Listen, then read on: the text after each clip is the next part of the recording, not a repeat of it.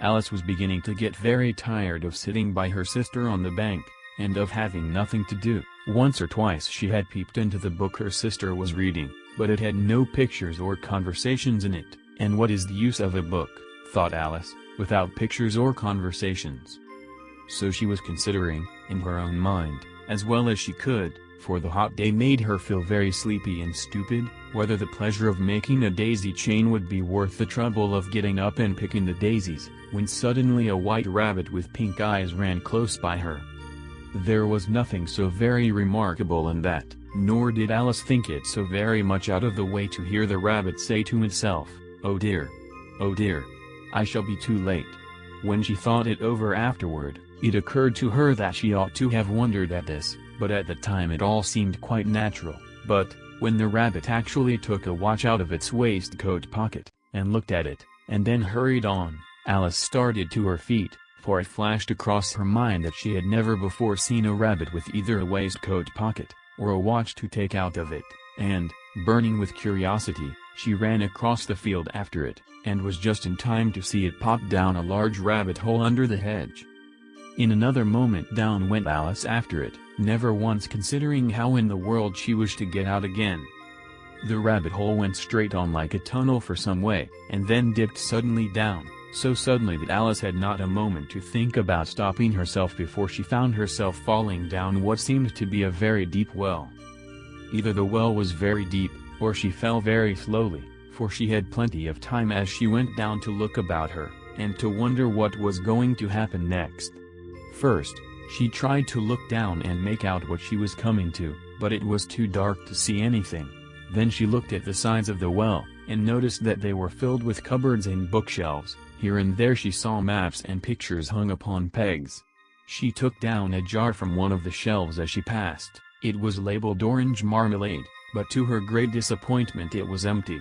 She did not like to drop the jar, for fear of killing somebody underneath, so managed to put it into one of the cupboards as she fell past it. "Well," thought Alice to herself, "after such a fall as this, I shall think nothing of tumbling downstairs. How brave they'll all think me at home. Why, I wouldn't say anything about it, even if I fell off the top of the house." Which was very likely true. Down, down, down. Would the fall never come to an end? "I wonder how many miles I've fallen by this time?" she said aloud. "I must be getting somewhere near the center of the earth. Let me see, that would be 4,000 miles down, I think." For, you see, Alice had learned several things of this sort in her lessons in the schoolroom, and though this was not a very good opportunity for showing off her knowledge, as there was no one to listen to her, still it was good practice to say it over. "Yes, that's about the right distance, but then I wonder what latitude or longitude I've got to?" Alice had not the slightest idea what latitude was, or longitude either, but she thought they were nice grand words to say. Presently she began again.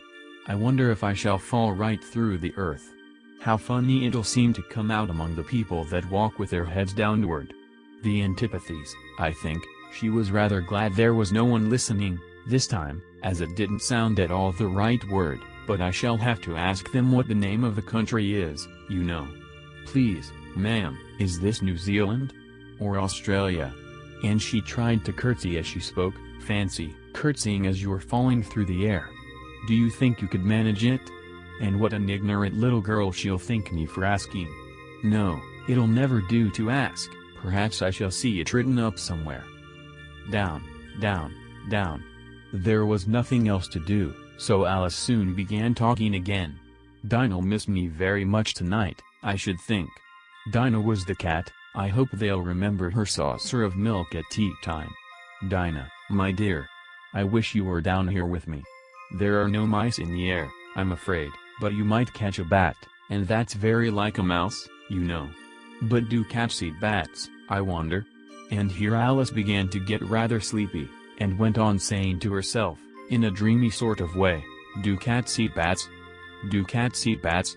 And sometimes, do bats eat cats?" For, you see, as she couldn't answer either question, it didn't much matter which way she put it. She felt that she was dozing off, and had just begun to dream that she was walking hand in hand with Dinah, and was saying to her, very earnestly, "Now, Dinah, tell me the truth, did you ever eat a bat?" When suddenly, thump, thump, down she came upon a heap of sticks and dry leaves, and the fall was over. Alice was not a bit hurt, and she jumped up onto her feet in a moment. She looked up, but it was all dark overhead. Before her was another long passage, and the white rabbit was still in sight, hurrying down it. There was not a moment to be lost. Away went Alice like the wind, and was just in time to hear it say, as it turned a corner, "Oh my ears and whiskers, how late it's getting." She was close behind it when she turned the corner, but the rabbit was no longer to be seen. She found herself in a long, low hall, which was lit up by a row of lamps hanging from the roof. There were doors all round the hall, but they were all locked, and when Alice had been all the way down one side and up the other, trying every door, she walked sadly down the middle, wondering how she was ever to get out again. Suddenly she came upon a little three-legged table, all made of solid glass. There was nothing on it but a tiny golden key, and Alice's first idea was that this might belong to one of the doors of the hall, but alas! Either the locks were too large, or the key was too small, but at any rate it would not open any of them. However, on the second time round, she came upon a low curtain she had not noticed before, and behind it was a little door about 15 inches high. She tried the little golden key in the lock, and to her great delight it fitted. Alice opened the door and found that it led into a small passage, not much larger than a rat hole. She knelt down and looked along the passage into the loveliest garden you ever saw. How she longed to get out of that dark hall, and wander about among those beds of bright flowers and those cool fountains, but she could not even get her head through the doorway. "And even if my head would go through," thought poor Alice, "it would be of very little use without my shoulders. Oh, how I wish I could shut up like a telescope. I think I could, if I only knew how to begin." For, you see, so many out-of-the-way things had happened lately, that Alice had begun to think that very few things indeed were really impossible. There seemed to be no use in waiting by the little door, so she went back to the table, half hoping she might find another key on it, or at any rate a book of rules for shutting people up like telescopes. This time she found a little bottle on it, which certainly was not here before, said Alice, and tied round the neck of the bottle was a paper label, with the words "Drink Me" beautifully printed on it in large letters. It was all very well to say "Drink me," but the wise little Alice was not going to do that in a hurry. "No, I'll look first," she said, "and see whether it's marked poison or not," for she had read several nice little stories about children who had got burned, and eaten up by wild beasts, and other unpleasant things, all because they would not remember the simple rules their friends had taught them, such as, that a red-hot poker will burn you if you hold it too long, and that, if you cut your finger very deeply with a knife, it usually bleeds, and she had never forgotten that, if you drink much from a bottle marked poison, it is almost certain to disagree with you, sooner or later. However, this bottle was not marked poison, so Alice ventured to taste it, and, finding it very nice, it had, in fact, a sort of mixed flavor of cherry tart, custard, pineapple, roast turkey, toffee, and hot buttered toast. She very soon finished it off. "What a curious feeling," said Alice. "I must be shutting up like a telescope." And so it was indeed. She was now only 10 inches high, and her face brightened up at the thought that she was now the right size for going through the little door into that lovely garden. First, however, she waited for a few minutes to see if she was going to shrink any further. She felt a little nervous about this, for it might end, you know, said Alice to herself, in my going out altogether, like a candle. I wonder what I should be like then? And she tried to fancy what the flame of a candle looks like after the candle is blown out, for she could not remember ever having seen such a thing. After a while, finding that nothing more happened, she decided on going into the garden at once, but, alas for poor Alice! When she got to the door, she found she had forgotten the little golden key, and when she went back to the table for it, she found she could not possibly reach it. She could see it quite plainly through the glass, and she tried her best to climb up one of the legs of the table, but it was too slippery, and when she had tired herself out with trying, the poor little thing sat down and cried. "Come, there's no use in crying like that," said Alice to herself rather sharply. "I advise you to leave off this minute."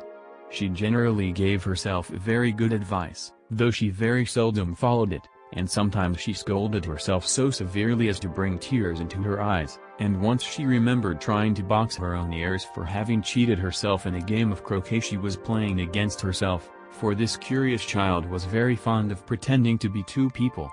"But it's no use now," thought poor Alice, "to pretend to be two people. Why, there's hardly enough of me left to make one respectable person."